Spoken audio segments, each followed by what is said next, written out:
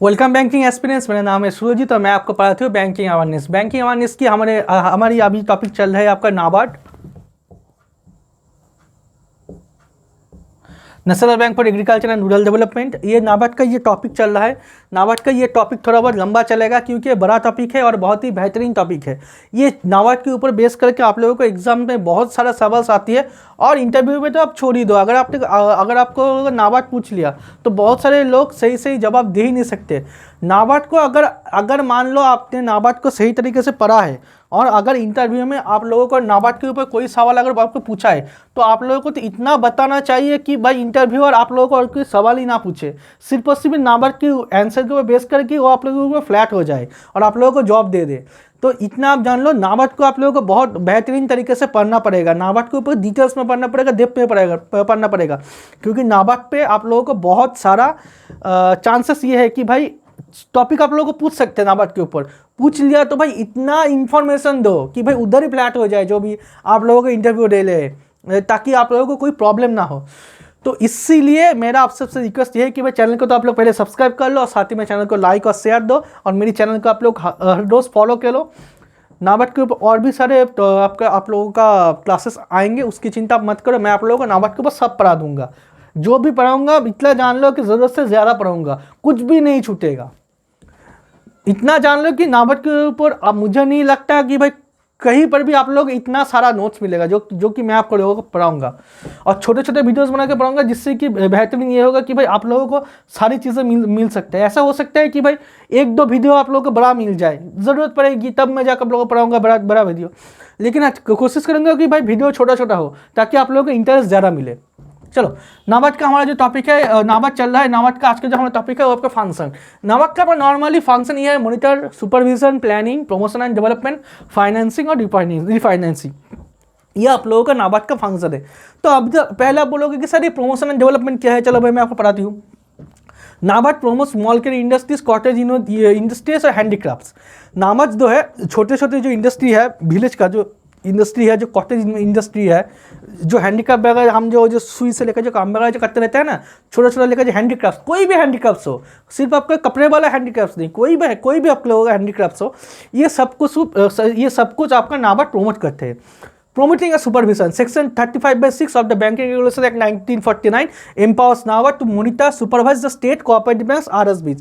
मतलब नाबार्ड जो है आपका ये जो स्टेट कोऑपरेटिव जो बैंक से, डिस्ट्रिक्ट कोऑपरेटिव जो बैंक से, जो रीजनल रूरल बैंक से, ये जो ग्रामीण बैंक जो है ना, इसके ऊपर सेक्शन 35/6 के तहत बैंकिंग रेगुलेशन एक्ट 1949 के तहत नाबार्ड जो कहता है कि भाई इन सब पे ऊपर नज़र गड़ाए रखते हैं कि भाई ये लोग कुछ उल्टा सीधा ना करें।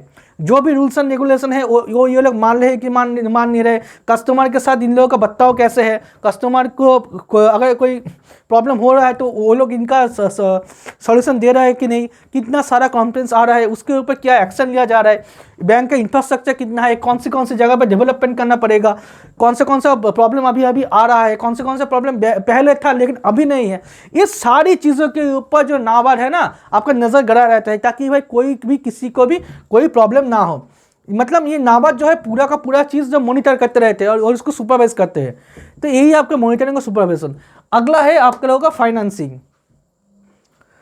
अगला है आप लोगों का फाइनेंसिंग। फाइनेंसिंग मतलब यह है NABARD also helps the cottage and village universities और any other small to financial help. मतलब ये जो गरीब लोग जो होते हैं ना, जो छोटे छोटे जो कॉटेज इंडस्ट्रीज होते हैं, विलेज यूनिवर्सिटीज होते हैं, इसको तो भाई इन लोगों के पास तो पैसा ही नहीं है, तो कोई तो ऐसा होना चाहिए ना जो कि इन लोगों को पैसा देगा ताकि ये लोग अपनी पैर पे खड़ा हो सकते हैं। इसीलिए नाबार्ड इन लोगों को फाइनेंस के जरिए भी हेल्प करते रहते हैं, मतलब पैसे के जरिए भी इन लोगों को हेल्प करते रहते हैं। NABARD controls district cooperative bank, state cooperative bank, आरएसबीज।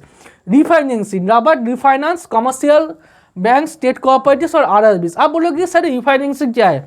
अगर आपने मॉनेटरी पॉलिसी का मेरा क्लासेस अगर आपने को देखा है, मैंने मॉनेटरी पॉलिसी में रिफाइनेंसिंग को ऑलरेडी बहुत ही बेहतरीन तरीके से पढ़ा है।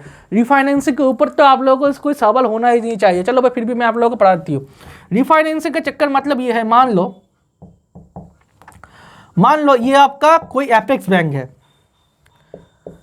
ये आपका कोई बैंक है और ये बन गया आपका कस्टमर। इसको आप एबीसी की तरह तहर में देखो। मान लो ये कोई एपेक्स बैंक है, बड़ा बैंक है भाई, ये कोई नॉर्मल बैंक से और ये कस्टमर है। ये जो बंदा है ना, इसके पास पैसा नहीं है कि भाई ये कस्टमर को जाके पैसा दे, इसके पास पैसा नहीं है कि ये जाके कस्टमर को पैसे दे। मतलब लोन वगैरह जो भी देते हैं ना ये हम लोग, कि भाई लोन ले लो, लोन ले लो, लोन ले लो, ये जो बैंक वाले जो आप लोगों को कॉल करके जो थका देते हैं कि साहब पूरे दिन कॉल आ रहा है, क्रेडिट कार्ड के ऊपर कॉल आ रहा है, लोन के ऊपर कॉल आ रहा है, ये जो लोन ले लो का जो ये चक्कर है ना, कभी कभार ऐसा होता है कि भाई बैंक के पास पैसा नहीं होता। तो ऐसे में ये जो बड़ा जो बैंक है, मतलब ये जो एपेक्स बैंक जो होता है ना, वो लोग कहते हैं कि भाई कोई दिक्कत नहीं, आपके पास पैसा नहीं है कोई दिक्कत, भाई हम है ना, हम आपको पैसा देंगे। हाँ, आप ऐसा करो कि हम आपको पैसा दे रहे हैं, वही पैसा आप कस्टमर्स को दे दो। हम आपको पैसा दे रहे हैं, वही पैसे आपको आप कस्टमर्स को दे दो। मतलब ये पहले आपका एक बार फाइनेंस बन गया, उसके बाद दोबारा आपका फाइनेंस बन गया, ये हो गया आपका ओरिजिनली रीफाइनेंस। यही है आपका रिफाइनेंस, और कुछ नहीं है। NABARD refinance commercial bank, state cooperative bank, RRBs. NABARD का जो भी एसोसिएट्स है उसमें से सबसे पहले एसोसिएट है, सॉरी नाबार्ड का सिर्फ और सिर्फ एक ही एसोसिएट है, नाबार्ड का सिर्फ और सिर्फ एक ही एसोसिएट है। उसमें से आपका सब जो एसोसिएट है वो एसोसिएट है के बाद bankers institute of rural development, bankers institute of rural development, ये आपका एस्टेब्लिश हुआ था नवंबर 1984 को। इसका हेडक्वार्टर है लखनऊ, ये नाबार्ड के द्वारा ही आपका एस्टेब्लिश हुआ था। BARD is a training institute, new request to RSB are trained in board.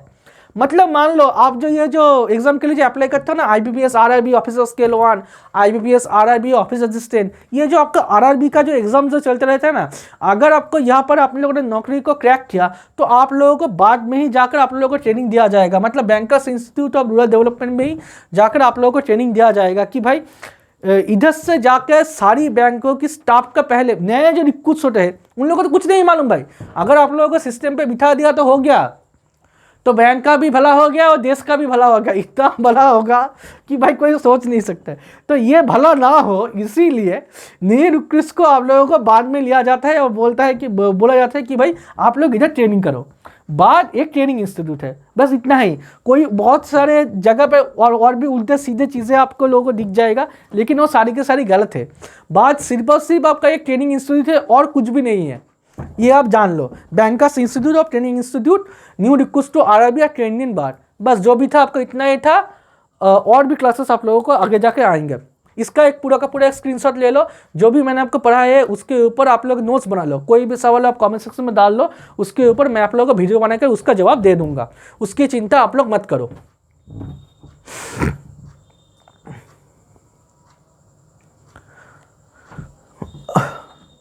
तब तक के लिए एक बार पढ़ लेना, रट्टा मत मारना, कोई सवाल हो मुझसे पूछ लेना। मास्क पहनते रहो, हाथ धोते रहो, सबसे बड़ी बात सेफ रहो। गुड बाय, मिलेंगे आप अगले क्लास में।